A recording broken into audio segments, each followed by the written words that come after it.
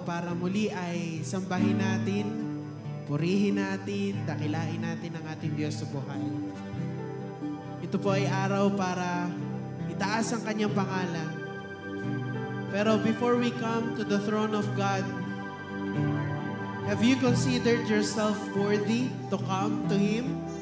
Sa araw na ito, parang kung iisipin natin kung gaano kadakila ang God, parang, Lord, lalapit ba ako sa iyong trono? You are a glorious God.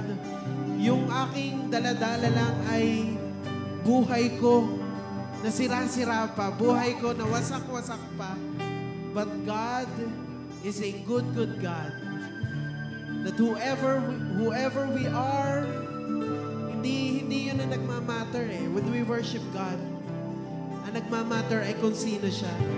He is a gracious, loving, merciful Father.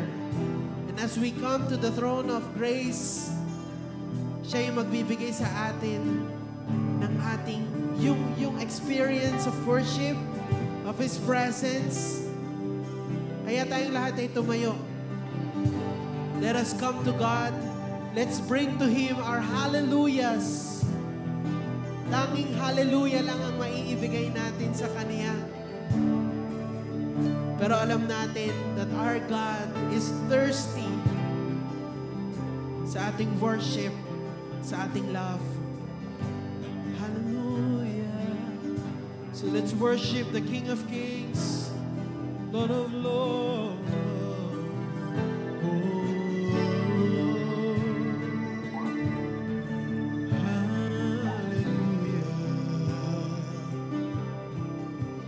All my words for sure, I got nothing new. How could I express all my gratitude? I could sing this song as I often do. Every song I sing, and you never do.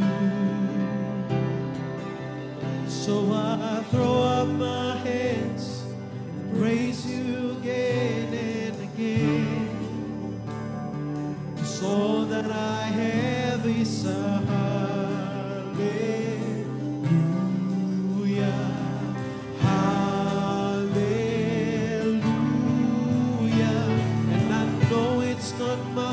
But have nothing else fit for a king except for a heart singing hallelujah,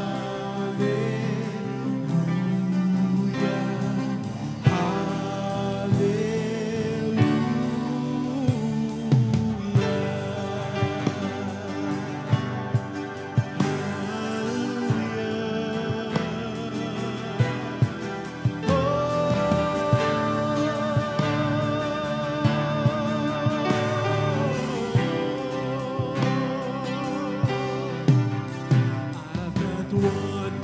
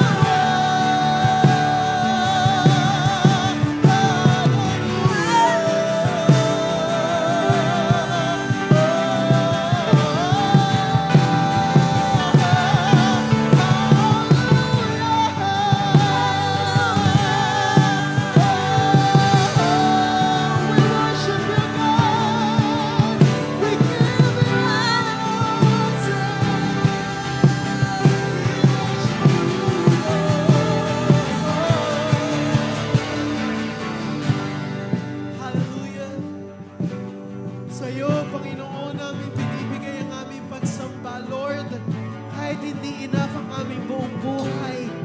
Kahit ibigay namin ang buong mundo, this would never be enough para tapatan ang glory mo, God. But we come to you with humility, oh God, right now. And we just long to worship you, to adore you. Hallelujah. So right now, we will tell our souls to glorify your name. So come on, my soul. Oh, don't you get shy on me. Lift up your song. 'Cause you've got a lion inside of those lungs. Get up and praise the Lord. So come on, my soul. Oh, don't you get shy on me. Lift up your song. 'Cause you've got a lion inside of those arms. Get up and praise the Lord. So come on, my soul. Oh, don't you get shy on me. Lift up your song. 'Cause you've got a lion inside of those arms. Get up and praise the Lord. So come on, my soul. Oh, don't you get shy on me. Lift up your song. 'Cause you've got a lion inside of those arms. Get up and praise the Lord. So come on, my soul. Oh, don't you get shy on me. Lift up your song. 'Cause you've got a lion inside those arms. Get up and praise the Lord. So come on, my soul. Oh, don't you get shy on me. Lift up your song. 'Cause you've got a lion inside those arms. Get up and praise the Lord.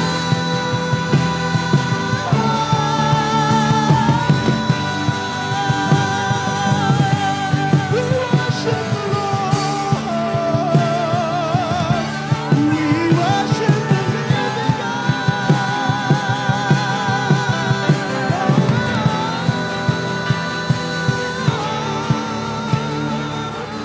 Hallelujah. Revelations 4:11 says, "Worthy are you, our Lord and God, to receive glory and honor and power, for you created all things, and by your will they existed and were created." Lord, lahat kami, Panginoon, we are just your creations, O God. We are nothing compared to your glory, compared to your majesty, O God. Kami, Panginoon, ay walang-wala. But Lord, you chose to love us. At araw-araw mo, pinipili kaming mahalin. Araw-araw, pinipili mo kaming ibigin, bigyan ng grace, yakapin, O God. Sa kabila ng katigasan ng aming mga ulo, O God, sa kabila ng aming mga pagkukulang, sa kabila ng aming paulit-ulit na pagtalikod sa iyo, your grace is always available for us to start again, to start fresh. And in you, Jesus Christ, meron kaming new hope, new life. And we look forward, O God, sa oras na yon, kung kailan dadalhin mo kami dyan sa iyong kaharian. And we will just worship you. We will just sing hallelujah to your name. Kaya po right now, oh God, i-embrace na namin itong relationship namin with you. With our worship, oh God. By raising our hands up, surrendering to you our lives, O God, and giving you all the best worship we could give. Hallelujah. Church, let us lift our hands to God. So I throw up my hands and I praise you again and again. 'Cause all that I have is a hallelujah, hallelujah. I know it's not much, but have nothing else fit for a king, except for a heart singing hallelujah, hallelujah.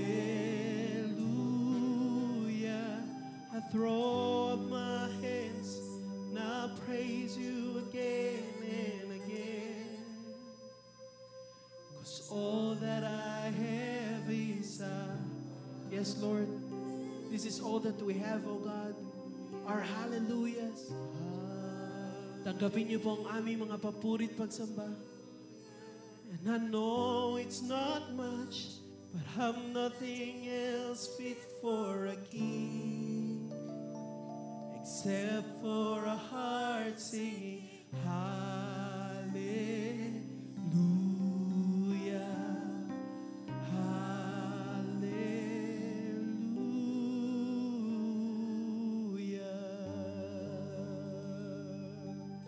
yes, Lord. Alam namin, O God, na yung aming hallelujah ay hindi mag-fit sa isang king na kagaya mo. Ang aming worship, O God, ay kulang na kulang. But Lord, here we are. We come to you with everything and all that we are. Pupurihin ka namin at sasambahin ka namin. Nawa ikaw ay aming mapangiti. Lord, we are excited to soak in sa inyong presensya. Malayang malaya, kumilos ka sa buhay ng bawat isa. Renew our spirit, renew our hope, renew our lives and our minds, O God. Sa araw na ito, Panginoon, hindi namin sasayangin ang pagkakataon na makapiling ka. Sa iyo lang namin binabalik ang papuri, pagsamba at pagdakila. In Jesus' name we pray. Amen. Hallelujah. Good morning po sa bawat isa. Tayo po ay magkamayan muna dahil for sure, na-miss po natin ang isa't isa. Hallelujah.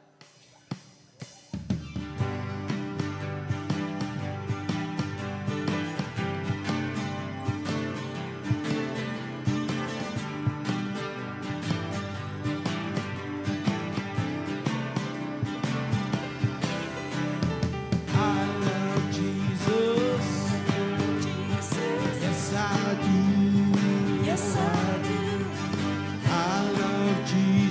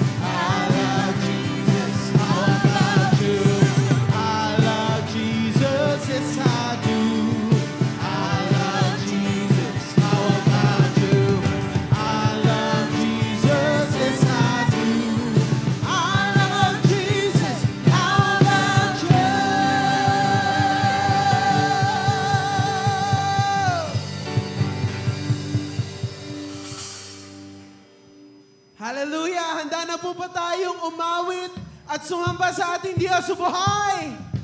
Ang lahat nga ay sumigaw ng hallelujah! Hallelujah! Ano man ang ating kinakaharap ngayon, problemado ka man, marami ka mang iniisip, sigaw lang natin, hallelujah! Hallelujah! Tayo ay napapaligiran ng kaaway or ng kalaban, isisigaw lang natin ay hallelujah! Hallelujah!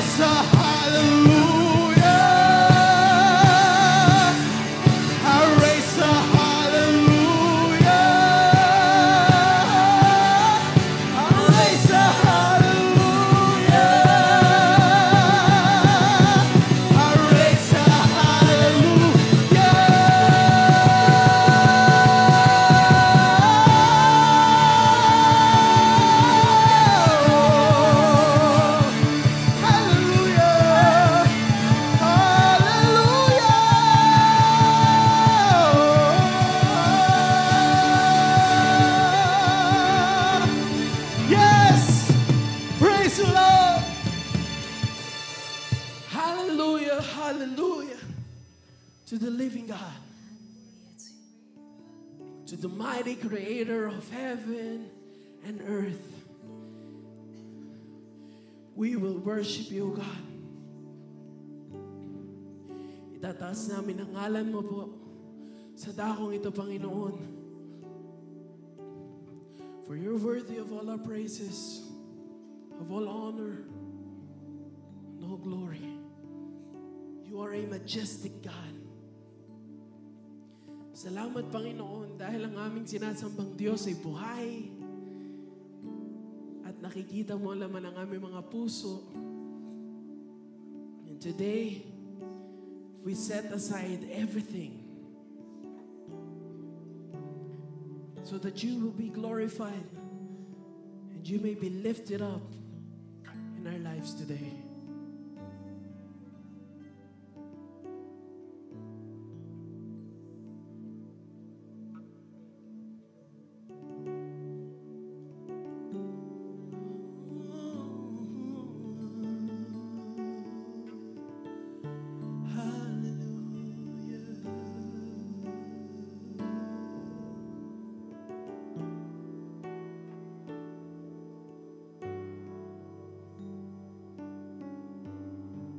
Yes, God.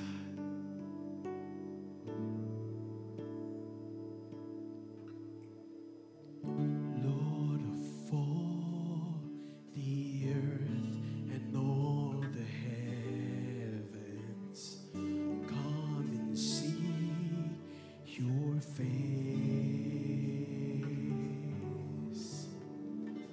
Worship you with all I have within me.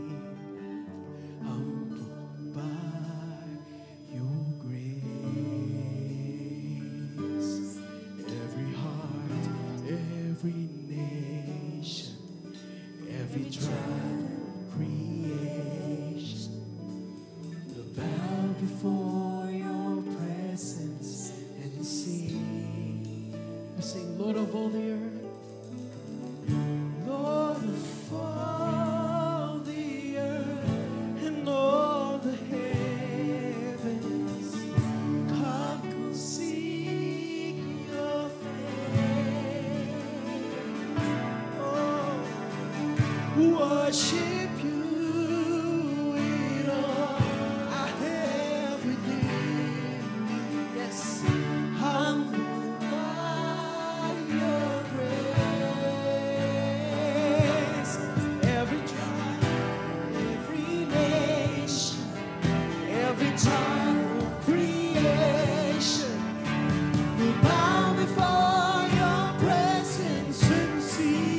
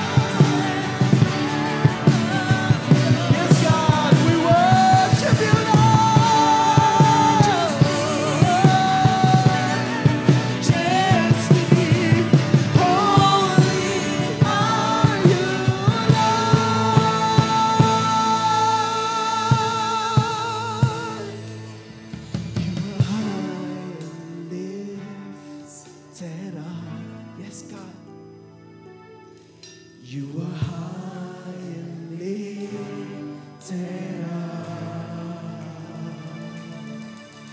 and my soul sings hallelujah, and my soul sings hallelujah,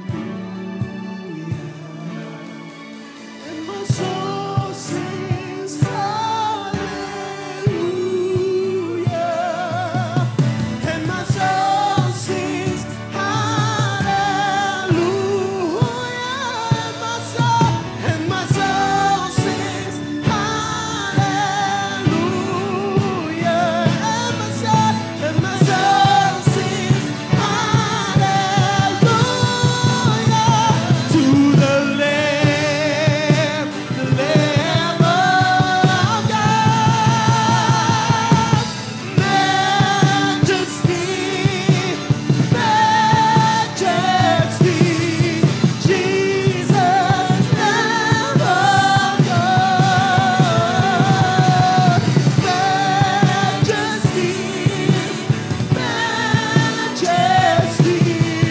holy are you, Lord. Majesty, Jesus, Lamb of God. Majesty, holy are you, Lord. We will crown you King forever, living Savior, Jesus Redeemer, Lord of heaven, Lord in majesty, crowning glory, creation adores you. Holy, holy, God Almighty, and forever the Lord is exalted. In the ages shall His anthem, ever living God, we adore you. We will crown you King forever, living Savior, Jesus Redeemer, Lord of heaven, robed in majesty, crowning glory, creation adores you.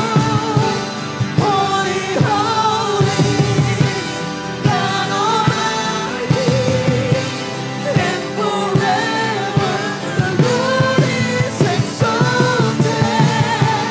In the ages shall His anthem, ever living God, we adore you.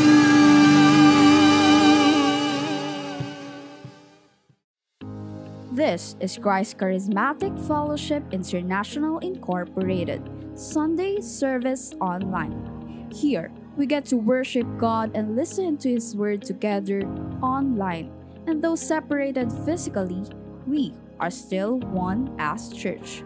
We are one in the body of Christ. So buckle up and get ready, because up next is the Word of God delivered to us by the CCFI SBB Senior Pastor, Pastor Sharon D. Valentin.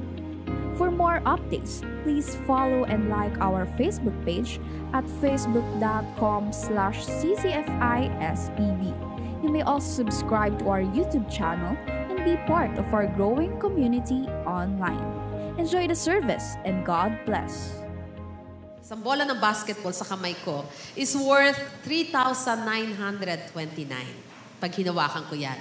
Pero kapag si Stephen Curry ang humawak niyan, it is worth $60 million.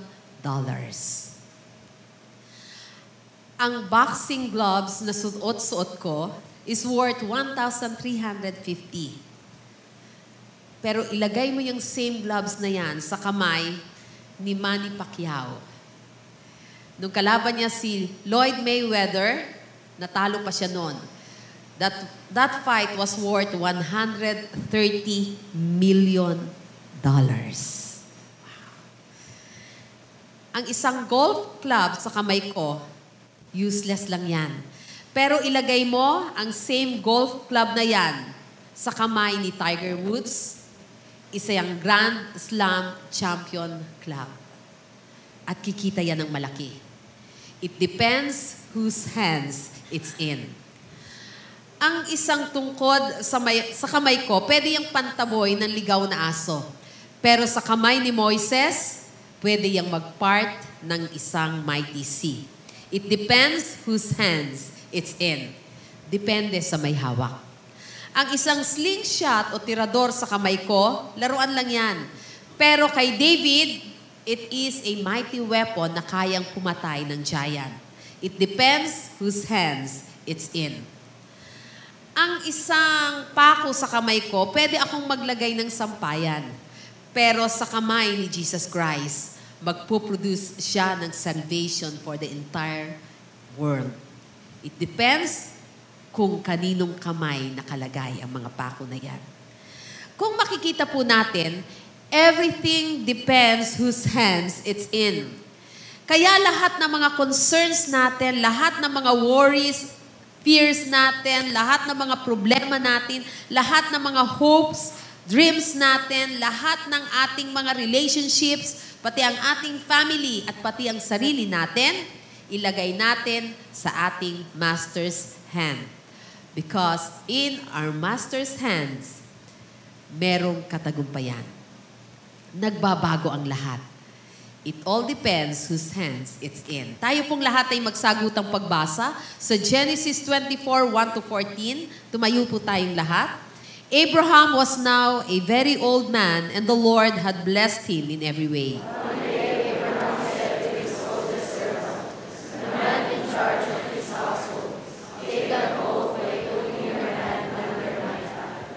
Swear by the Lord, the God of heaven and earth, that you will not allow my son to marry one of these local Canaanite women. Go instead to my homeland, to my relatives, and find a wife there for my son. The servant asks, "What if I can't find a young woman who is willing to travel so far from home? Should I then take Isaac there to live among your relatives in the land you came from?" No, Abraham responded, "Be careful never to take my son there. For the Lord, the God of heaven, who took me from my father's house and my native land, solemnly promised to me to give this land to my descendants. He will send his angel ahead of you, and he will see to it that you find a wife there for my son." If she is unwilling to come back with you, then you are free from this oath of mine. But under no circumstances are you to take my son there. So the servant took an oath by putting his hand under the thigh of his master, Abraham. He swore to follow Abraham's instructions. Then he loaded the tent of Abraham's canvas with all kinds of expensive gifts from his master, and he traveled to his land Aram. There he went to the town where Abraham's brother Nahor had settled. He made the camels kneel beside a well just outside the town. It was evening, and the women were coming out to draw water. O Lord, God of my master Abraham, he prayed, please give me success today and show unfailing love to my master Abraham. See, I am standing here beside this spring, and the young women of the town are coming out to draw water. This is my request. I will ask one of them, please give me a drink from your jug. If she says yes, have a drink, and I will water her camels too. Let her be the one you have selected as Isaac's wife. This is how I will know that you have shown unfailing love to my master. Mga kapatid, it all depends whose hands it's in. Kaya ilagay natin ang ating mga sarili into our Master's hand. Ano man ang nangyayari sa buhay natin ngayon, kung ilalagay po natin ang ating mga buhay, ang mga circumstances na ito sa kamay ng ating Panginoon, it will all work out in the end. Kikilos ang Panginoon. Tayo manalangin. Sa iyo na dakila naming Panginoon at Diyos na makapangyarihan sa lahat. Sa oras na ito, sa pag-aralan namin ng iyong banal na salita, hayaan niyo po, Panginoon, na tanging ikaw ang pumalagitna at pangalan mo ang mag-glorify. Mangusap ka sa bawat isa sa amin, O God. Sa pangalan ni Jesus, amen and amen. Palakpakan natin ang Panginoon. Madalas po sa buhay natin, di tayo nakakagawa ng mga magagandang desisyon sa buhay. Hirap na nga tayo sa pagpaplano, wala pa rin kaayos-ayos ang lahat. Tingnan mo nga kung maayos yung katabi mo. Di ba? Hirap ka na sa pagpaplano din, nag-i-decide tayo na siguro nga mas maganda to put everything into the hands of our Master. Kasi alam natin na kapag will ng Panginoon ang nangyayari sa buhay natin, doon lang magiging maayos ang lahat. Doon lang magiging magaan ang lahat ng nangyayari. Ang mga kamay ng Panginoon, ito po, ang God's hand po, or Master's hands, ay more than 100 times na binabanggit sa banal na kasulatan. From creation hanggang sa mga miracles na ginawa niya, hanggang sa mga moments of comfort na ginagawa ng ating Panginoon sa kanyang mga anak, ginagamit po niya ang kanyang kamay para makapag-perform ng mga wonders para sa kanyang mga anak. Kaya, if gusto po ng kanyang mga anak, ng church, na maging maayos ang lahat, make sure that you are into the hands of our Master. Make sure na hawak-hawak ka niya. Make sure that you are under God's guidance. Make sure na ginagawa mo ang kalooban ng Panginoon. Tingnan mo yung katabi mo. Sabihin mo nga, sigurado ka ba?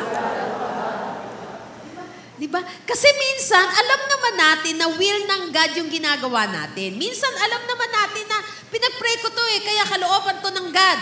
Nagbasa naman ako ng Bible. Kinausap naman ako ng Panginoon. Pero bakit parang may mali doon sa ginagawa natin? Dito po kadalasan nare-reveal yung dilema ng mga Kristiyano, ng mga anak ng Panginoon. Hinaharap ang isang dilema na hindi sigurado kung ang ginagawa niya ay nasa kalooban ng Panginoon.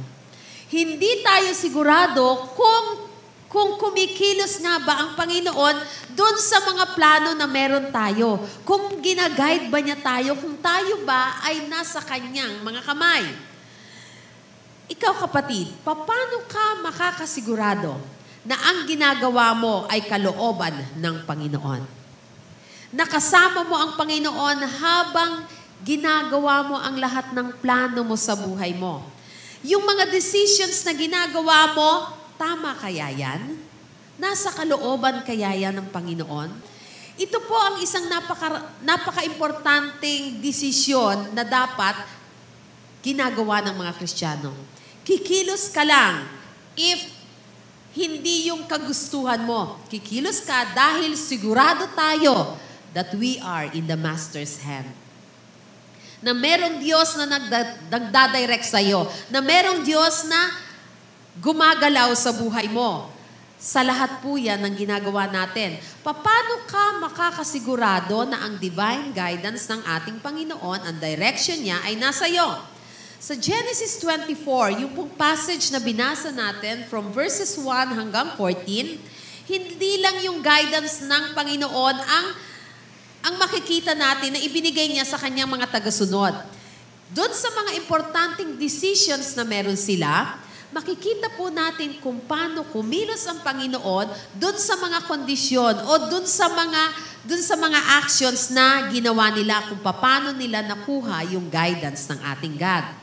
Ang passage po natin ay merong 4 na principles na katuruan na magbibigay sa atin ng kaalaman para matanggap natin ang pag-guide ng Panginoon sa buhay natin.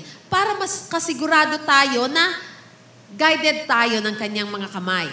Kung susundin po natin ang mga principles na ito, pwede tayong makapag-expect na matatanggap natin ang divine guidance ng ating Panginoon.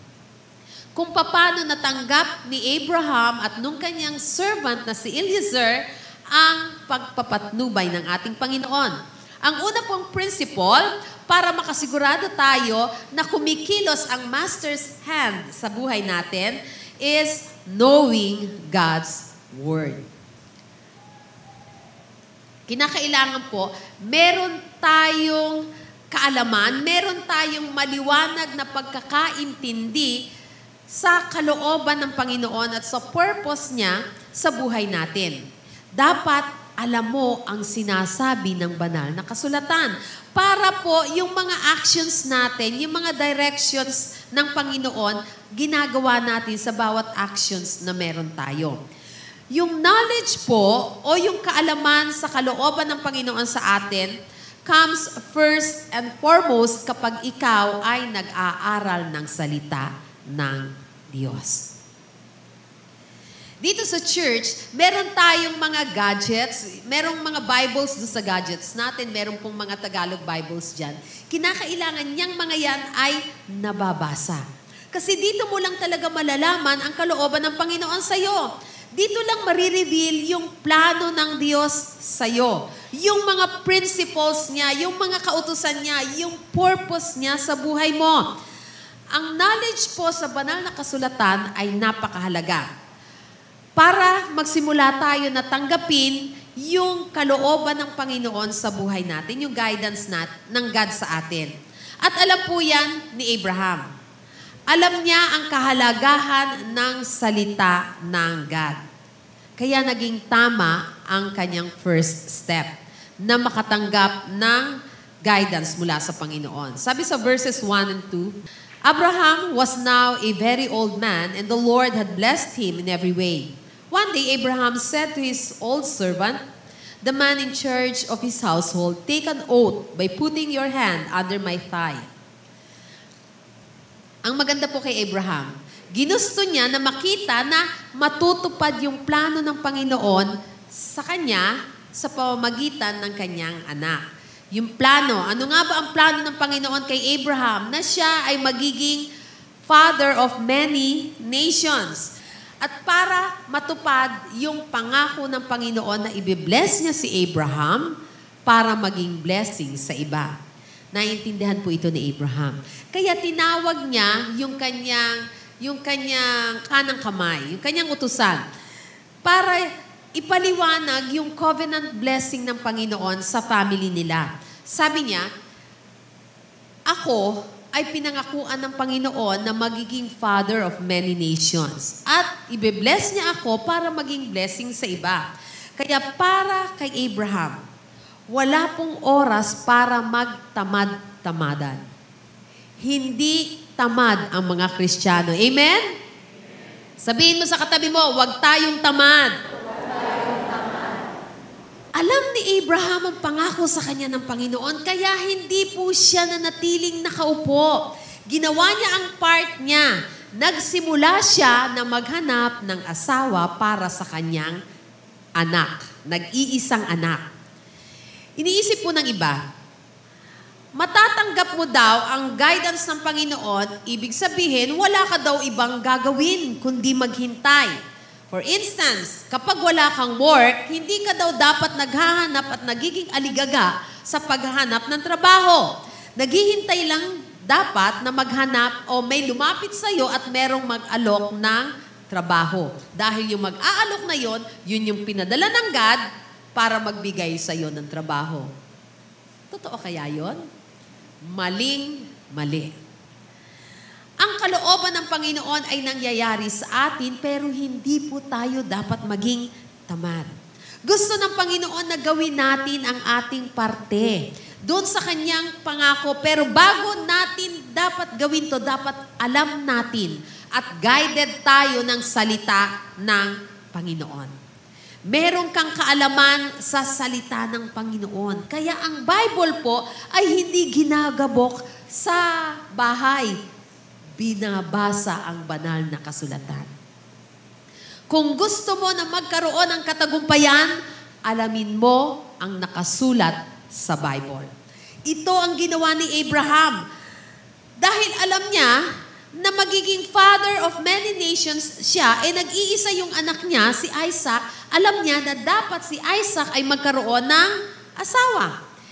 Yung ginawa po niya, na tawagin yung kanyang kasama sa bahay, hindi niya tinuruan ito na yung paghahanap mo ay dapat based on human standards or based on human desires, kundi dapat directed ka ng knowledge ng salita ng Panginoon. Sinasabi niya doon sa kanyang kasama, kay Eliezer, sabi niya, ikaw, hindi mo masyadong naiintindihan yung salita ng Panginoon, kaya ilagay mo yung kamay mo under my thigh para tuparin mo yung pangako niya. Yung paglalagay po kasi ng kamay under their master's thigh, ibig sabihin nun, kahit anumang mangyari, yung iniutos lang sa'yo, ang gagawin mo. Yun po yung ibig sabihin ng panahon nila kapag ka merong mga ganong gestures. Sa verses 3 and 4, sabi doon, swear by the Lord, the God of heaven and earth, that you will not allow my son to marry one of these local Canaanite women. Go instead to my homeland, to my relatives, and find a wife there for my son Isaac. Ininsist ni Abraham na ang mapapangasawa ni Isaac ay galing sa kanyang country. Kababayan niya dapat at hindi isa sa mga babae doon sa Kanaan. Bakit ininsist ni Abraham ang ganitong kondisyon? Kasi po, kapag same country na pinanggalingan niya, alam niya pareho ng culture. Alam niya, mas madali na madala na maging tagasunod din ng kanyang Diyos. Alam niya na madaling turuan ng salita ng Panginoon. At alam din po ni Abraham na kahit kailan ay hindi ibe-bless ng God ang marriage sa isang Canaanite woman. Hindi man nagbigay ang God ng specific direction kung sino ang mapapangasawa ni Isaac, hindi ibig sabihin po na hindi na alam ni Abraham kung ano ang sinasabi ng Panginoon sa kanya.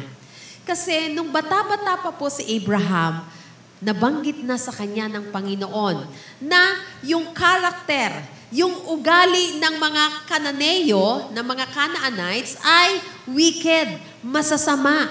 At yung future ng mga taga-Kanaan, ito ay isang judgment o magiging mahirap yung future nila. Kaya kapag iniisip ni Abraham, kapag taga-Kanaan, yung mapapangasawa ni Isaac, i-judge ng Panginoon itong lahing to. So, ibig sabihin, hindi magkakaroon ng blessing, yung ganong pagmamahalan. Enough na po yun kay Abraham para malaman niya na ang mapapangasawa ni Isaac dapat kalahi niya. At hindi isang option lamang ang maghanap ng mapapangasawa ng anak niya sa mga tao na kalahi niya. Si Abraham po ay guided by God's Word. Ikaw, sa ginagawa mo ngayon, guided ka ba ng salita ng Diyos? Si Abraham po, wala siyang specific commandment from the Word of God. Pero enough na yung information na alam niya, enough na yung kaalaman niya at nabasa niya sa salita ng Panginoon, narinig niya sa salita ng Panginoon para makagawa siya ng tamang desisyon sa buhay. In other words, pwede siyang makapag-apply ng mga biblical principles sa bawat situation na meron siya. Marami pong pagkakataon na tayo ng mga Kristiyano ngayon ay nasa ganitong sitwasyon. Wala tayong specific command from the Bible, pero pwede nating i-apply yung mga principles na natutunan natin sa salita ng Panginoon. At makakasigurado tayo na tayo ay under ng kalooban ng Panginoon. For instance, wala pong specific rule kung ano ang panonoorin natin sa TV. Kung ano yung mga panonoorin natin sa TikTok. Kung ano yung mga gagawin natin dyan. Pero, merong mga salita ang Panginoon na sinasabi bilang guidance para makagawa tayo ng wise decision kung tayo ba ay tuwan-tuwa sa TikTok na ito o tayo ba ay tuwan-tuwa sa FB na ito. Kasi ia-apply po natin yung nababasa natin sa banal na kasulatan. Ano yon? Pwedeng i-apply natin ang principles ng purity, pwedeng i-apply natin ang principles ng righteousness, ng integrity, at marami pang iba. Ang fruit of the Spirit, pwede nating i-apply yan.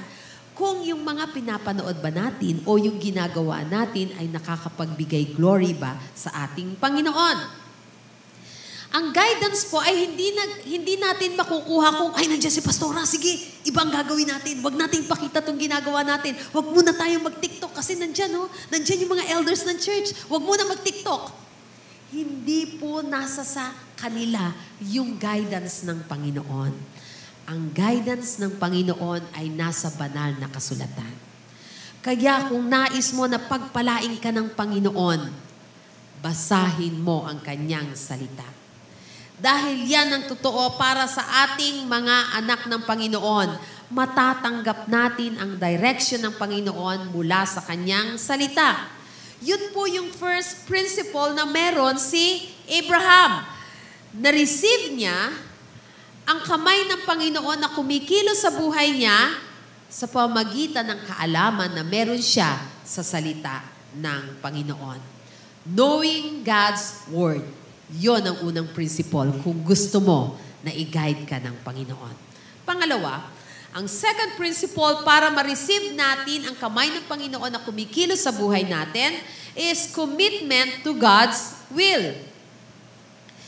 It is one thing na alam mo ang salita ng Panginoon, na nakakapagbasa ka ng salita ng Panginoon, pero it is completely another thing na committed ka sa kalooban ng Panginoon at alam mo na hindi ka pwedeng mag-compromise sa salita ng Diyos. Isa po sa mga kondisyon kaya natanggap ni Abraham ang kamay ng Panginoon na kumikilos sa buhay niya dahil completely committed siya na gawin ang kalooban ng Diyos sa buhay niya.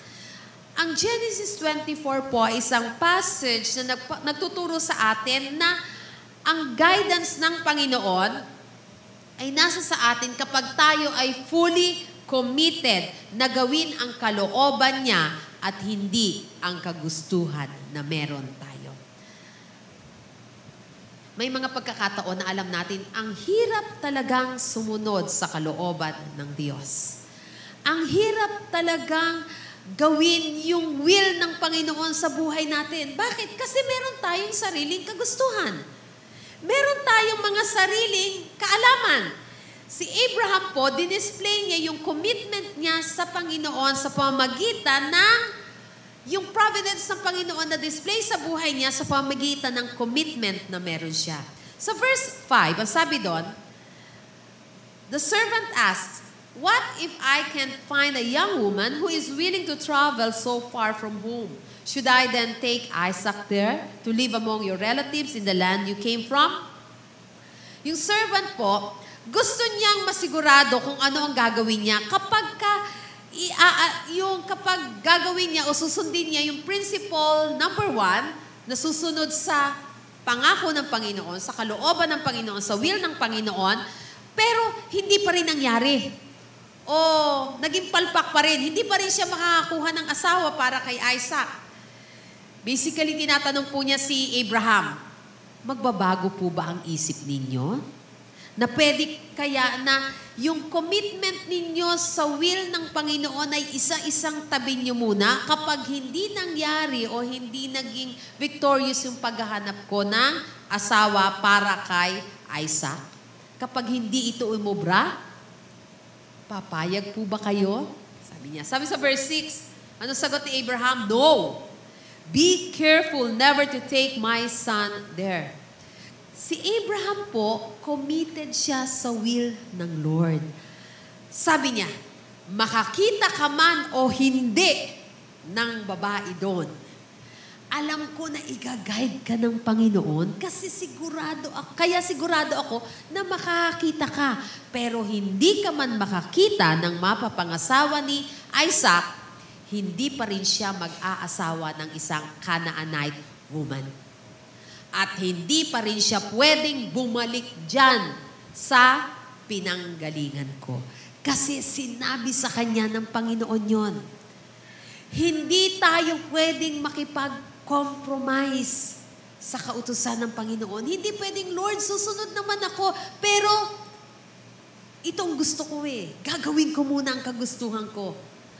Kung nais mo na kumilos ang Diyos sa buhay mo, kung gusto mo na ang kalooban ng Diyos ang mangyari sa iyo, be committed to His will. Be committed sa kanyang kalooban. Si Isaac, hindi siya pwedeng umalis ng Kanaan. Ang sinasabi ni Abraham. Dahil yun ang pangako ng Panginoon. Ang promise ng Panginoon, itong Kanaan na to, ang promised land na to, ay para kay Isaac at hindi siya aalis dito. Hindi niya isusuko ang lupaing ito para lang makapag-asawa. Tignan niyo yung mga katabi niyo.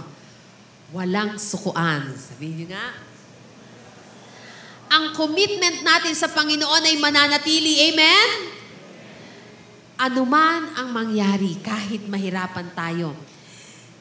Niliwanag lamang ni Abraham na siya ay totally committed sa pag-follow niya sa will ng ating Panginoon kahit ano ang mangyari. Sana ganun din yung response natin sa pagsunod sa kalooban ng Panginoon. Meron tayong uncompromising commitment sa Panginoon na sundin siya kahit na makonfront tayo sa ganitong sitwasyon. Kahit na yung mga pangarap natin, sinasabi natin, alam ko naman, Lord, na kalooban mo, kalooban ng God na makapangasawa si Isaac para magkaroon ng maraming offspring at matupad yung pangako ng Panginoon na lalaki yung lahi ni Abraham.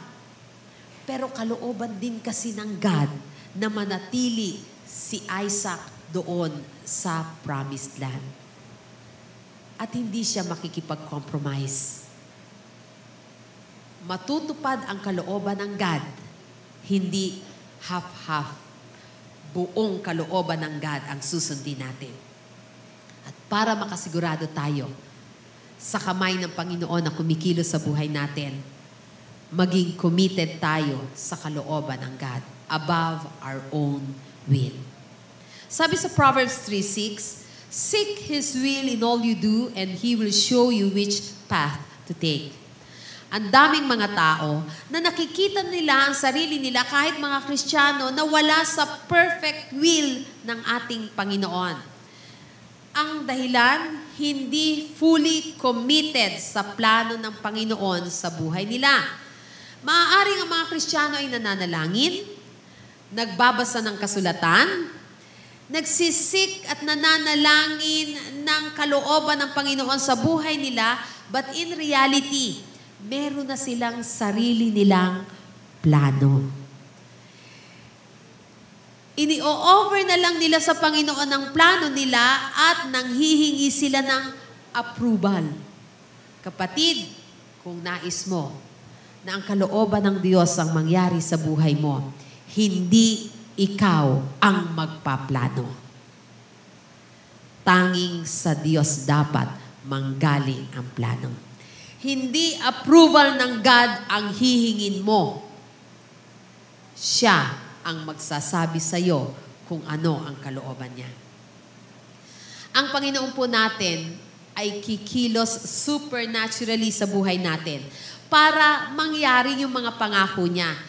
Kung paano ang ginawa niya kay Isaac at kay Rebecca na nagkatuluyan sila sa kalooban ng Panginoon, yung lahat ng mga plano, yung lahat ng mga actions na nangyari. Nangyayari lamang po ito kung ang purpose natin at yung total commitment natin is to do His will. Sabihin mo nga sa katabi mo, gawin mo ang kalooban ng Diyos. To receive God's guidance, kailangan natin na malaman ang salita ng Diyos. Magbasa ka. At kailangan natin na maging committed sa Kanyang kalooban. Third principle, para ma-receive ang God's guidance is trusting in God's ways. Ang trust po ay napaka-importante kung gusto natin na hawakan tayo ng ating Diyos. Dahil hindi po natin ma-maintain yung commitment na meron tayo sa pagsunod natin sa Kanya at yung paghihintay sa tamang panahon na gusto ng Panginoon sa atin unless you really trust God. Maiinip tayo kung hindi ka nagtitiwala sa Panginoon. Magsasawa ka eh. Susuko ka kung hindi ka nagtitiwala sa Panginoon.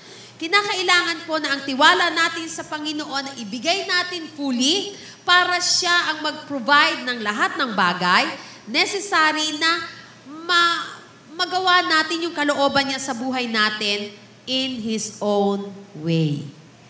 Hindi tayo ang gagawa ng paraan. Ito po ang ginawa ni Abraham. Nag-trust siya sa God na ang God ang magbibigay ng mapapangasawa ni Isaac na hindi mula doon sa Kanaan kahit na parang ang hirap-hirap mangyari. Kasi sa verse 7 po, muling inulit ni Abraham yung pangako ng Panginoon sa kanya. Na gumawa ang Panginoon sa kanya ng pangako, kasama doon yung land of Canaan, itong promised land na to ay para sa kanya, tapos magiging marami yung kanyang offspring at siya ay ibe-bless ng God. Pagyayamanin. Since ginawa ng God ang pangako niya kay Abraham, alam ni Abraham na pag ang God ang nangako, ito ay matutupad. Ang God, kapag meron siyang promise, isusupply niya ang lahat ng mga pangangailangan. Ang God ang gagawa ng paraan. Meron siyang confidence sa kanyang Panginoon. Based ito specifically sa salita lamang ng Diyos. Hindi sa kanyang kagustuhan. Maraming mga tao nag-e-express, maraming mga Kristiyano nag-e-express ng pagtitiwala nila sa Panginoon. Pero yung trust nila sa Lord na ipoprovide ng Panginoon ay hindi yung kalooban ng Panginoon ang ginugusto, kundi yung gusto nilang mangyari. Lord, nagtitiwala ako sa iyo na ibibigay mo ang gusto kong ito. Kapatid, ang Panginoon ay nag-o-honor ng pagtitiwala natin sa Kanyang salita. At kapag ang Panginoon ang nangako na ibibless ka niya sa Kanyang paraan. Hindi sa paraan na nalalaman natin. Kapag ang Panginoon na nagsabi na ang business mo na yan ay lalago talaga yan kung sumusunod ka sa Kanya. Kapag ang Panginoon na nangako na magiging blessing ka sa nakararami, gagawin niya yan. Kaya lang, we have to remain sa Kanyang mga kamay. Mag-trust tayo sa Kanya. Ang tagal na po ng pangako ng Panginoon, ba't hindi pa natutupad? You have to trust in God. Magtiwala sa Panginoon. Naniniwala po si Abraham na dahil sa pangako ng Panginoon, nalalawak yung kanyang lahi, dadami yung kanyang lahi, alam niya na magpo-provide ang God ng asawa para kay Isaac sa trip na ito. Kaya, kahit mukhang imposible, alam ni Abraham na matutupad. Ano nga ba yung mga chances na makakakuha ng mapapangasawa si Eliezer doon sa malayong lugar? Yung pong servant ni Abraham na si Eliezer ay magta-travel ng 500 miles. Sabi kanina sa passage natin, yung pinakamatanda sa lahat ng utusan ni Abraham ang tinawag niya. Uutusan para mag-travel for 500 miles para makakita ng isang qualified lady mula sa family ni Abraham at i-convince ang dalagang ito na sumama sa isang tao na hindi niya kakilala, pabalik dun sa pinanggalingan niya. Hindi lang yung babaeng ko-convince niya, pati yung kapamilya ng babae na to, i-convince niya na kinakailangan, sumama po kayo, sumama sa akin yung anak ninyong dalaga at pakakasalan niya yung amo ko. Kung human insights or human understanding po ang paiirali natin, ang sagot natin, hindi pwede. Pero sa verse 7, si Abraham, nag-expect siya mula sa God. Naggagawin ng Diyos ang mga bagay na ito kasi magpapadala ang Diyos ng angel para mag-guide kay Eliezer para makakuha ng asawa doon sa kanyang bayan. Hindi po nagtatrust si Abraham sa kanyang own understanding o sa kanyang mga insights, sa kanyang kaalaman. But rather, nagtatrust siya sa ways ng ating Panginoon.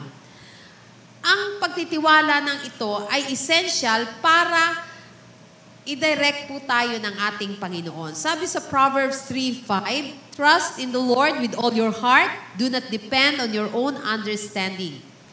Ano man ang issue na meron ka ngayon, relationship, or naiinip ka na at gusto mo nang mag-asawa, o naiinip ka na hindi lumalago yung negosyo mo, or ang tagal-tagal mo nang nag-aaral, hindi ka pa makatapos, o yung ang tagal-tagal mo nang dinadala yung family mo papunta sa Panginoon para magkaroon sila ng takot sa Panginoon, you must trust God.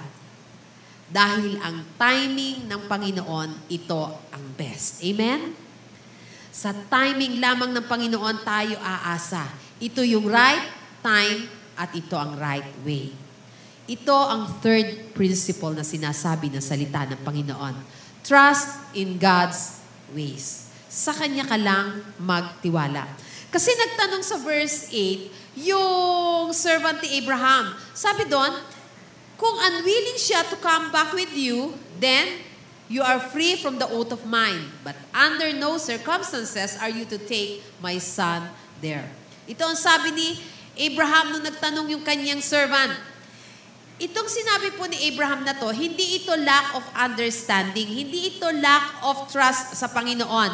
Acknowledgement lamang ito na alam niya na yung iniisip niyang paraan, maaaring iba ang paraan na iniisip ng Panginoon at gagawin ng Panginoon. Nag-e-expect pa rin si Abraham mula sa Panginoon na magbibigay ang God ng isang mabuting asawa sa kanyang anak. Ang question, bakit inulit niya yung kanyang commitment? Kasi kung mapapansin po natin dito, sa verse 8, inulit ni Abraham yung commitment niya na si Isaac ay hindi pwedeng pumunta dun sa pinanggalingan niya, dun sa kanyang homeland. Alam niya na ang God ang magpo-provide para sa kanyang kalooban na mangyari ang lahat, na hindi dapat nakikipag-compromise ang mga anak ng Diyos sa kanyang salita. Kaya sa verses 5 and 8, under sa conditions na ibinigay po ni Abraham, nag-agree yung servant. At sabi niya, gagawin ko po ang iniuutos nyo. Para ma-receive natin ang kamay ng Panginoon na kumikilos sa atin, trust in God's ways. At pang-apat, ang fourth principle, para matanggap natin ang God's guidance, pray for God's wisdom. Yung servant po, hindi niya inassume na marirecognize niya kaagad yung ibinibigay na babae ng Panginoon bilang asawa kay Isaac. Kaya nag-pray siya for guidance. Nag-pray siya for wisdom. Sabi sa verses 10 and 11, then he loaded 10 of Abraham's camels with all kinds of expensive gifts from his master, and he traveled to distant Aram Naharaim. There he went to the town where Abraham's brother Nahor had settled. After nung 500-mile journey na nakasakay siya sa camel, dumating yung servant sa perfect place kung saan siya dapat, na-meet niya ang isang batang dalaga at the very time na yung mga itong masisipag na kadalagahan na ito, ay kukuha ng tubig mula doon sa balon.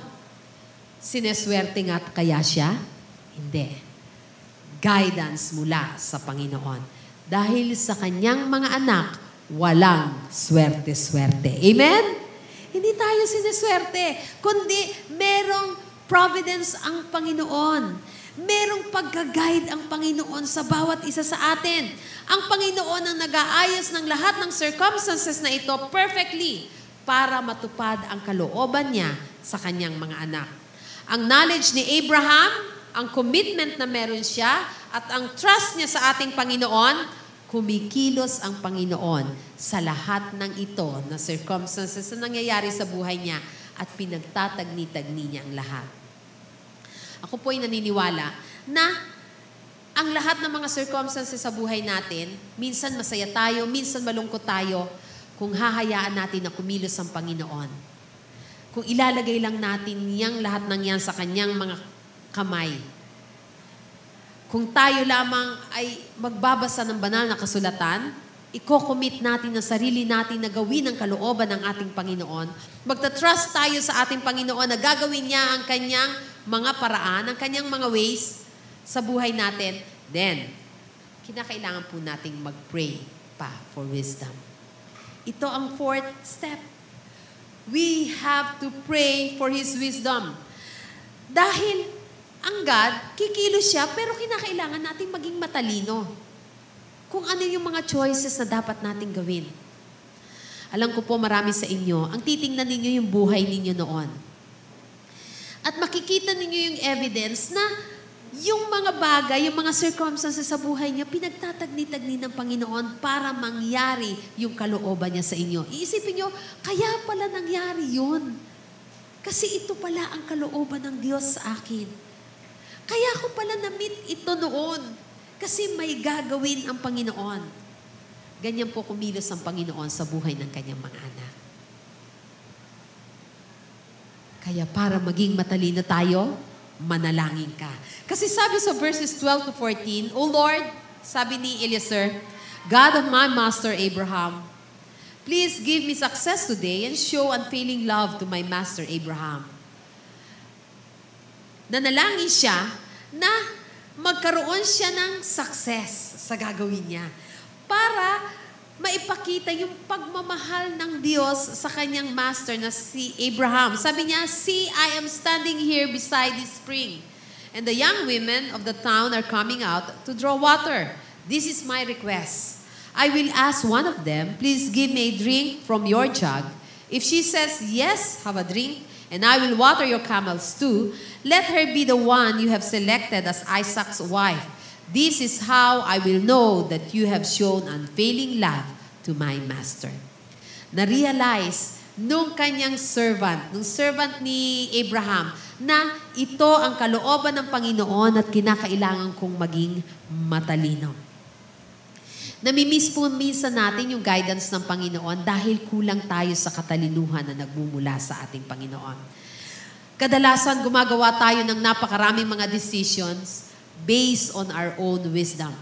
Kapatid, kahit gaano ka katalino, kahit napakarami mo nang alam, dahil kahit na ang dami nang nangyari sa iyo noon, sanay na sanay ka na sa ganyang problema, sanay ka na sa mga nangyayari sa buhay mo, hindi ka pa rin ganun katalino compared sa Panginoon. Kaya kailangan mo ang wisdom na nanggagaling sa ating Diyos para ma-receive ang kanyang guidance. Kapag po tayo ay naliligaw sa isang lugar, nakasasakyan ka, nagdadrive ka, naligaw ka sa isang lugar, anong gagawin mo? Magtatanong ka. Sinong kadalasang tinatanong ng mga driver? Tricycle driver din. Hindi ka magtatanong sa isang bata. Or hindi ka magtatanong sa isang foreigner na alam mong sigurado kang hindi rin taga roon sa lugar na yon.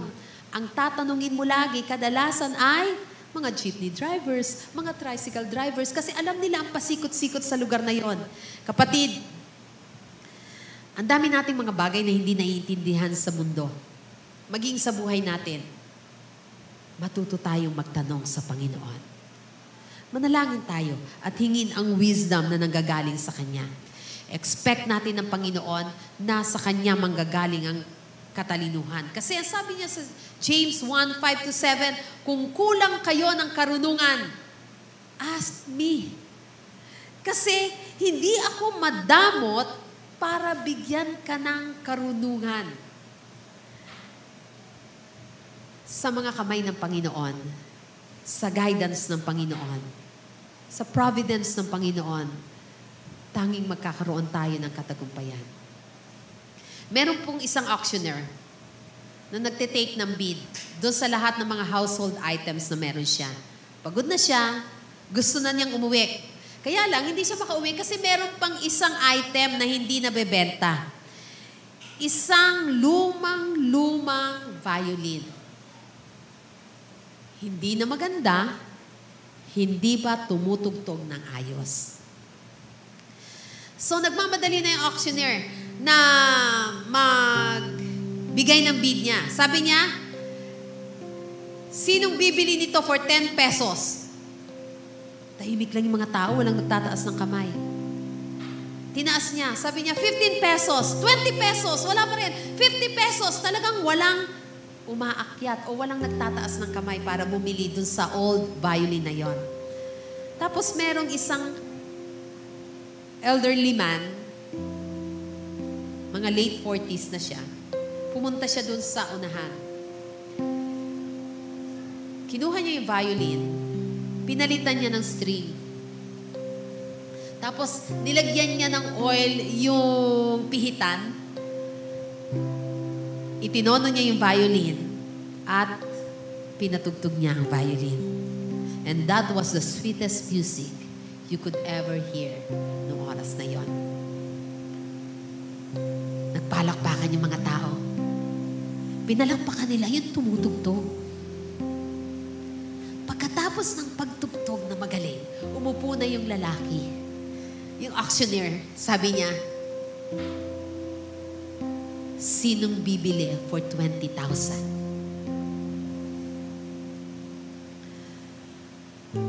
Biglang may nagsalita, bibili ko yan, 50,000 pesos. Sumagot yung isa, 100,000 pesos. Hanggang sa tumaas ng 200,000 pesos para sa isang old violin. Ganon din naman ang mga buhay natin, mga kapatid. Ang tingin minsan ng mga tao sa atin, wala tayong value. Ang tingin minsan ng mga tao sa atin, wala nang saysay buhay natin. Wala nang kapag-asa. Palpak na palpak. Wala nang pwedeng gawin. Wala nang value. Pero nandiyan ang ating Panginoon. Hayaan mo na hawakan ka niya. Hayaan mo na itono niya ang buhay mo. Hayaan mo na mapasakamay ka ng ating Panginoon upang ang guidance niya ang ibigay niya sa iyo. At magiging isang bago kang creation. Magiging okay ka na. Yung mga plano mo, isa-isang tabi mo yan. At hayaan mo na ang plano ng God ang masunod sa iyo. Yung prayer ni Eliezer sa passage na binasa natin, makikita natin na kung paano kumilos ang Panginoon sa buhay ng mag-amang Isaac at ni Abraham, pati na sa kanilang servant na sa Eliezer.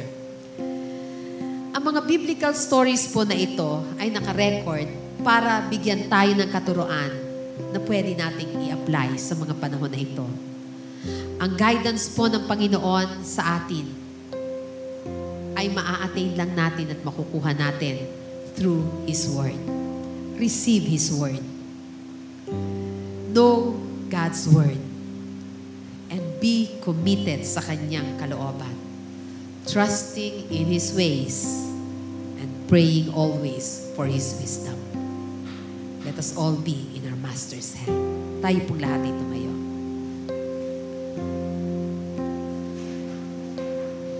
Kapatid, pakinggan mo ang salita ng Panginoon. Kailangan mo siya sa buhay mo. Kailangan mo ang pagkilos ng ating Panginoon. Minsan dami-dami nating ginagawa, nasi-stress na tayo sa buhay. Gusto na natin sumuko. All you have to do ay ang isuko ang sarili mo sa kanyang mga kamay. Hayaan mong siyang magtono sa iyo. Hayaan mong ayusin niya ang buhay mo. Magtiwala ka sa Kanya. Alam niya ang lahat ng bagay.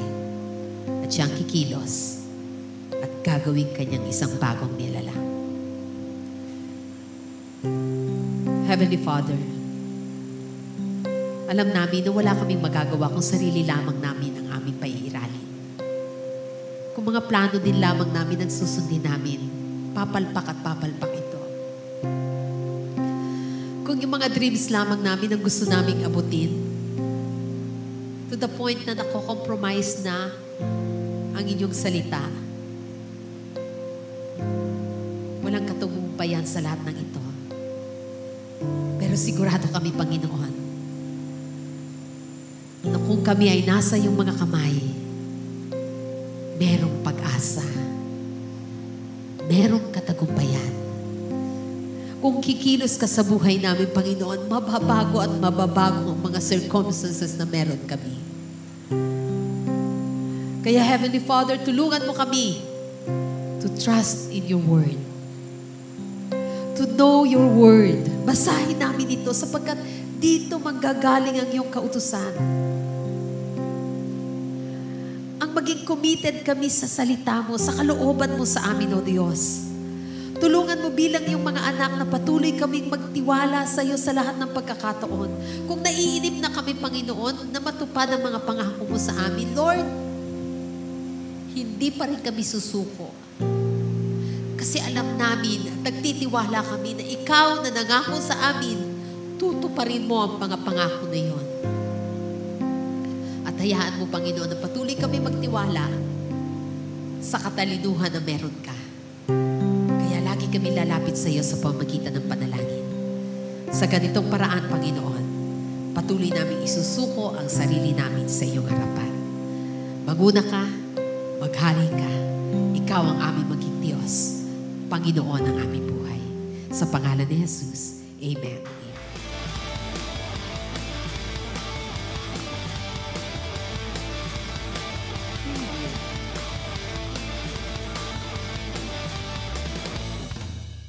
Malakay 3:10.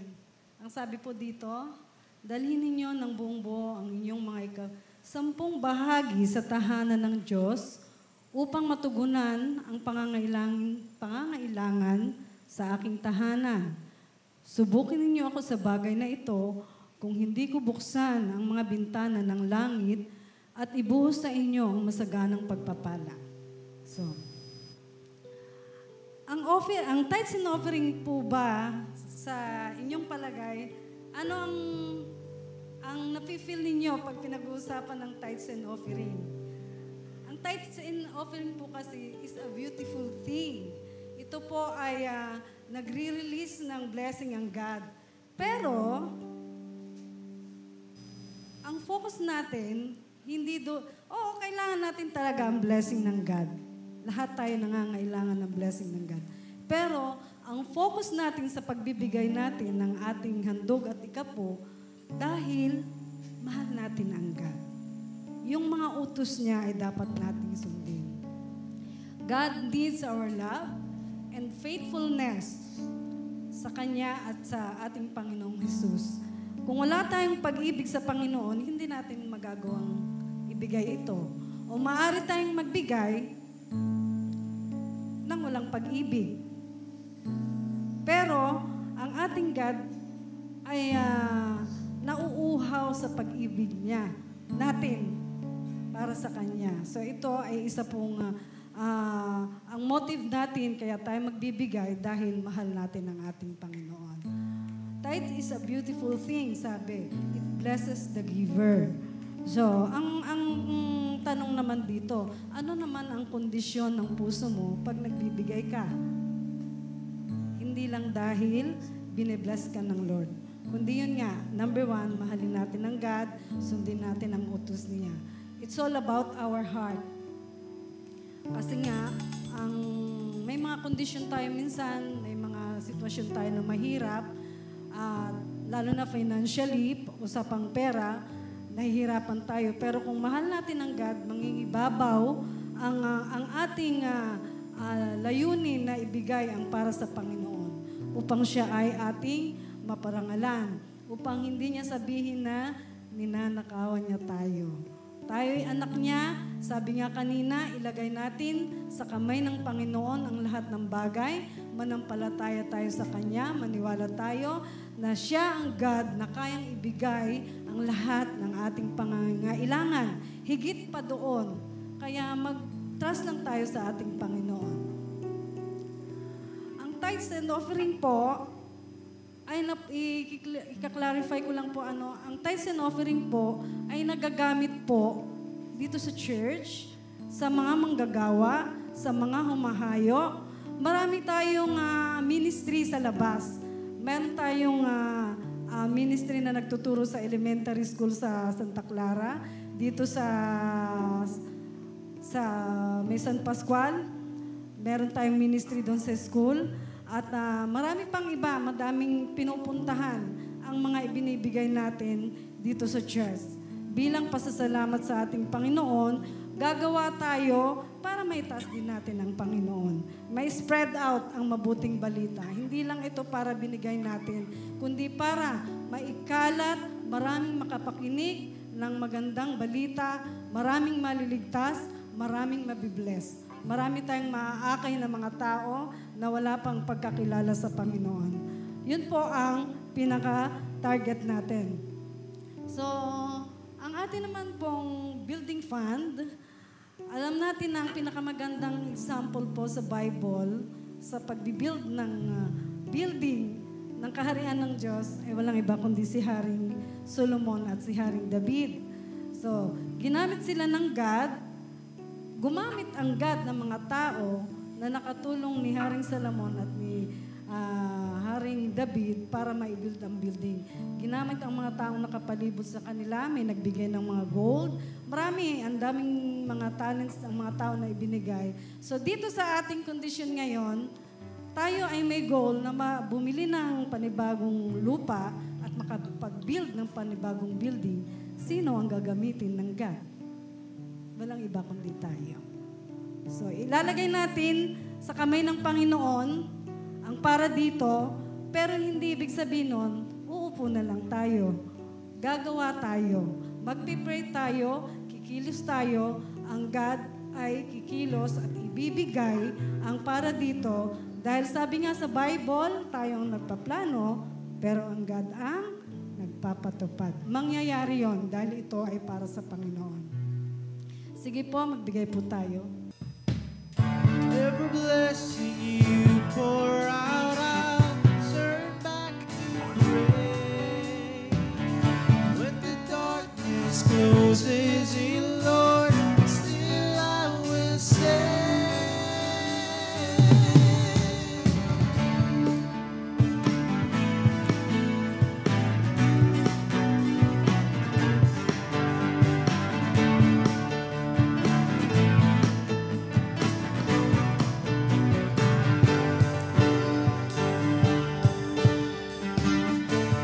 blessed be your name in the land that is plentiful, where the streams of abundance flow.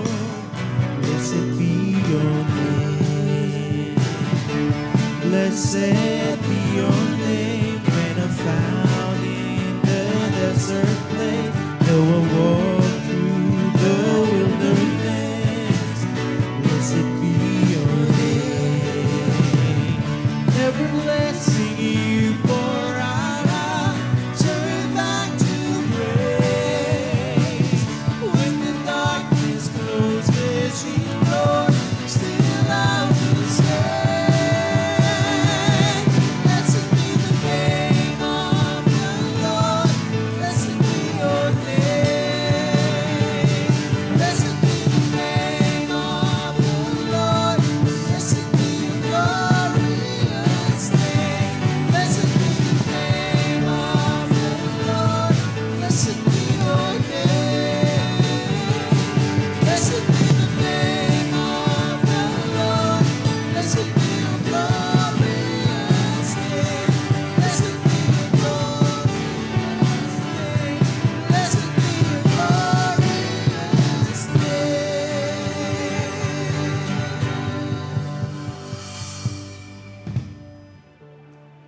Tayo po manalangin.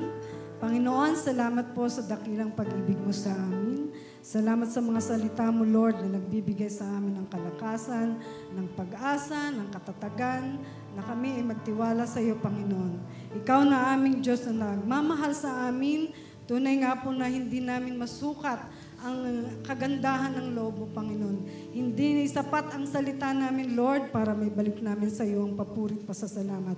Ngunit gayon pa man, nagpupuri kami, Lord, sa iyo. Ibinabalik namin sa iyo ang parangal at pagsamba, Ma. Sa tanging pangalan ni Jesus. Amen. Ngayon naman po ay tayo po yung mga kapatid po na aalis. At di po silang ipag-pray dahil naniniwala po, ang bawat isa alam ko po na ang panalangin po ay tunay na ito po yung mabisa nating sandata para tayo ay iiwas sa lahat po ng mga kapahamakan. Tinatawagan ko po ang ating kapatid na Bong at si Sister Estela po. Kayo po yung aming ipag-pray dito po sa harapan para kayo po ay gabayan po ng ating Panginoon. Hallelujah.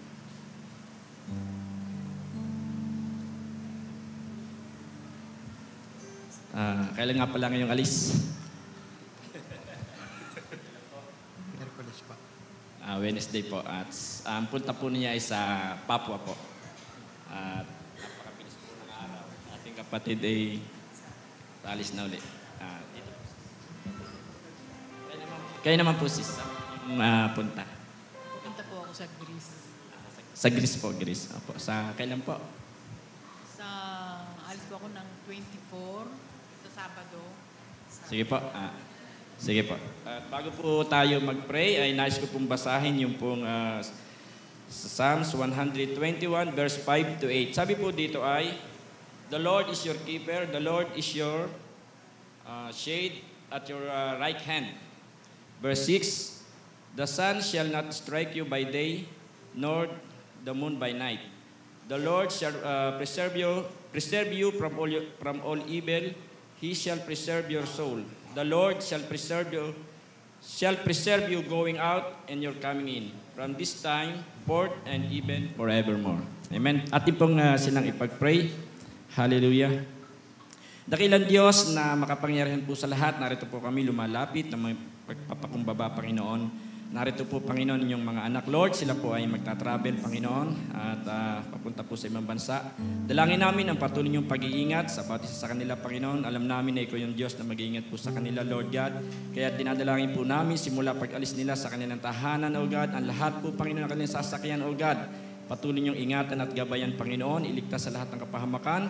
Cover mo po na inyong most precious blood of Jesus. Let your traveling mercy, Panginoon, be upon them po, Panginoon. Maging ang mga eroplano na kanila pong sasakyan, Panginoon, ay inyo pong iingatan at gagabayan. Maging ang kanila pong mga makakasama, makakasabay, Panginoon, iingatan nyo rin po, Panginoon.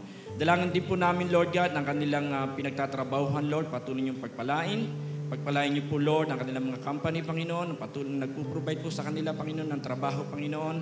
Bless niyo rin po, Lord, ang kanilang mga employer, O God. Pagpalain. At ganoon din po, Panginoon, kanilang mga physical na pangatawan, Lord, mga kapatid po namin ito. Patuloy niyong palakasin upang sila ay makapagtrabaho pa, Lord God, Panginoon. Iligtas sila sa lahat po, Panginoon, na sakit at karamdaman.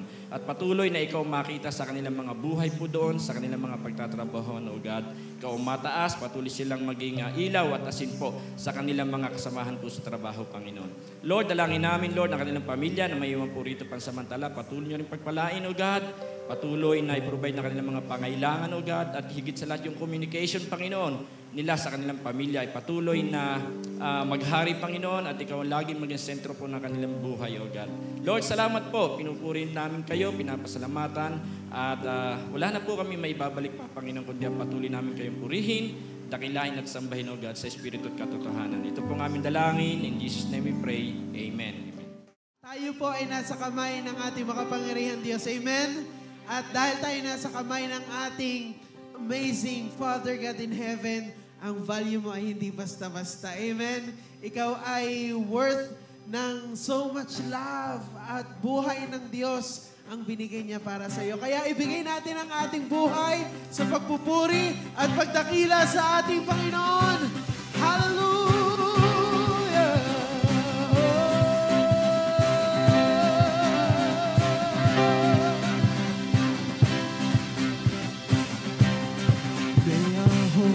Filled with dancing. May our streets be filled with joy.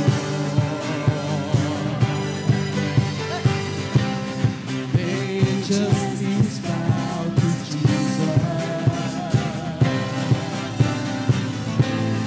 As the people turn to pray,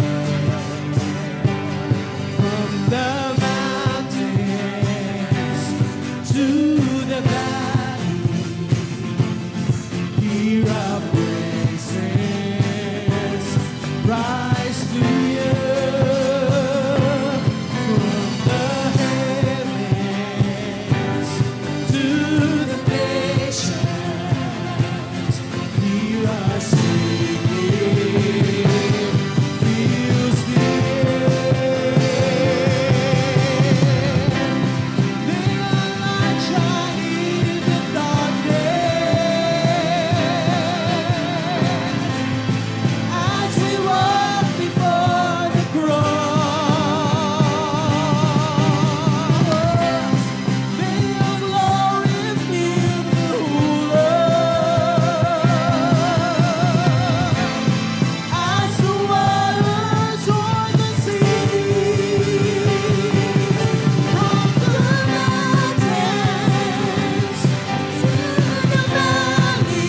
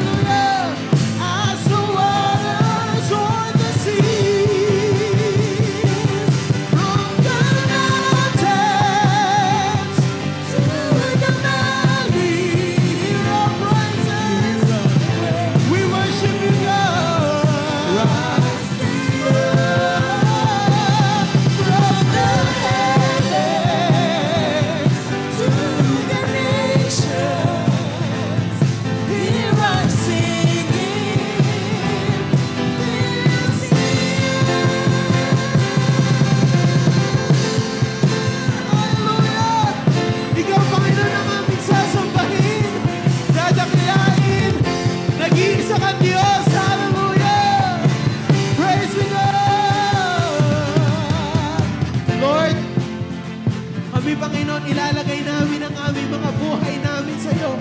Lahat ng aming mga iniisip, lahat ng aming mga plano, ang aming buong pagkatao, ilalagay namin sa iyong mga kamay, Panginoon. Because in you, we are worthy. May worth kami, Panginoon. Kami, Panginoon, ay nararamdaman namin na kami ay mahal mo. Kami, Lord, ay iyong iniibig at palaging na rin ang iyong habag. Hallelujah. Lord, in your hands, kami, Panginoon, ay safe. Kaya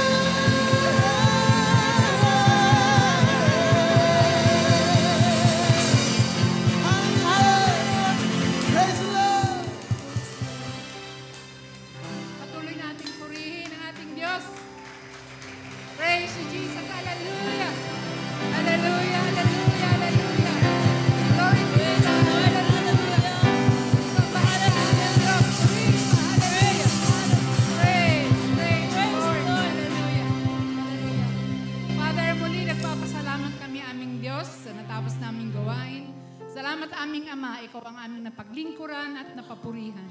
Father God, salamat muli sa iyong mga salitang nahayag sa aming kalagitnaan.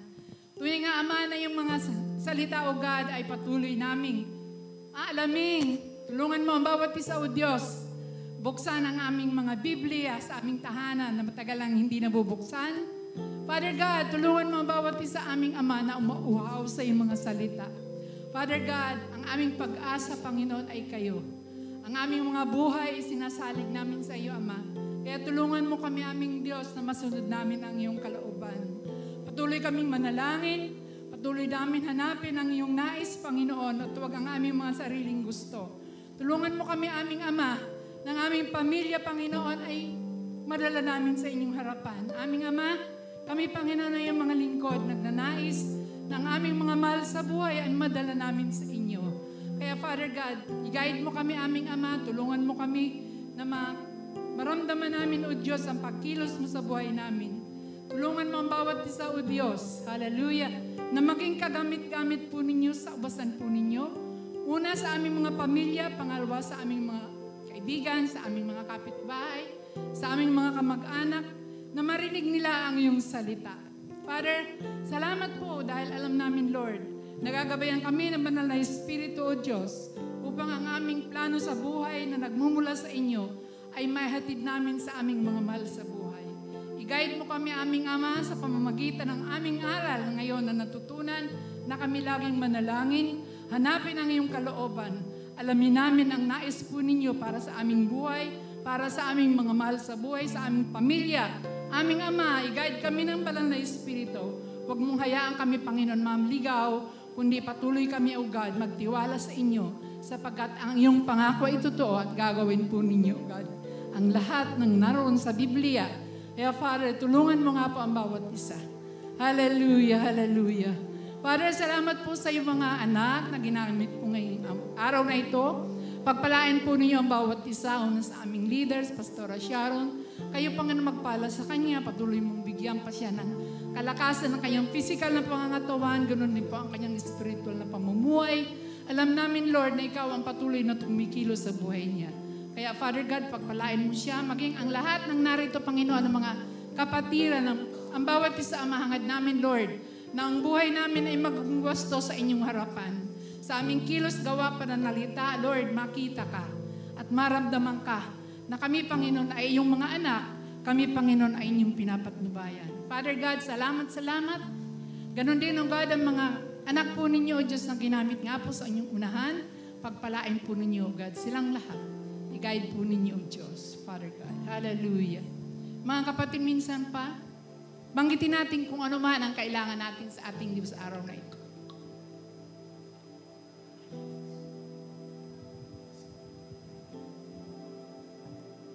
Father, salamat po sa iyong banal na presensya, O God, sa araw na ito. Alam namin, Lord, na narinig po ninyo, Diyos, sa mga kahilingan ng iyong mga anak. Naniniwala kami, aming Ama, na kayo, Panginoon, tutugon sa lahat ng mga kapatid, itaas natin ang ating mga kamay sa ating Panginoon. Praise you, Jesus. Muli, tanggapin natin ang pagpapala na nagmumula sa ating Diyos na masalangit at ang patnubay ng banal na Espiritu ang laging sumaatin mula ngayon at magpakailanman ang lahat ng anak ng Diyos ay magsabi na Amen. Praise the Lord.